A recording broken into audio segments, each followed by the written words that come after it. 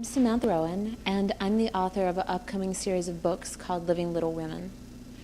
As you could probably tell from my bookcases, serious fiction is one of my favorite things in the world. There's nothing as disappointing as when you want to know more about what happens to a character and her friends, and then the author just doesn't think that there should be a sequel.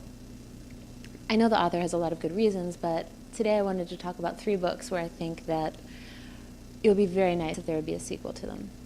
The first one is Enthusiasm by Polly Shulman. If you haven't read it, you definitely should. In my opinion, it's one of the best YA books that's been published in the last couple of years. It's loosely based on Jane Austen's Pride and Prejudice, and it's about a girl named Julia and how she finds her true love.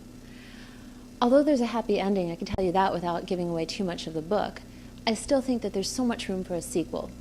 Julia and her friends have so many interests, and there's so many loose ends left untied, in my opinion, in the first book that I think it would be great to have a second one.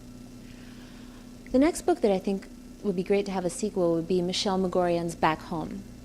Michelle Magorian is an author who's more popular in the UK than in the US, but she's written a number of books that I love. Part of the reason why I love them is because as an author, she kind of takes you to a place that may be emotionally uncomfortable. She's very good at kind of identifying very serious issues and writing about them with extreme clarity. In Back Home, she writes about a young girl named Rusty who was evacuated to America during the Second World War. The book chronicles Rusty's attempts to fit back into English society after the war, and Rusty has a very tough time.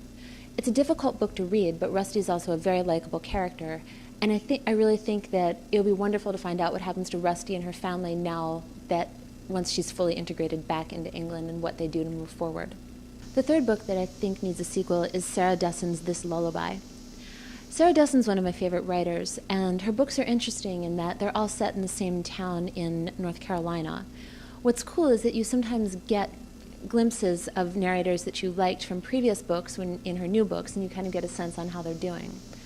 But out of all of Sarah Dessen's narrators, I really would like to find out more about what happened to Remy after she goes to college, and if her relationship works out with her boyfriend, and also just how she kind of deals with all the emotional issues that were brought up in This Lullaby. So this is my 2 cents on which books I think need sequels.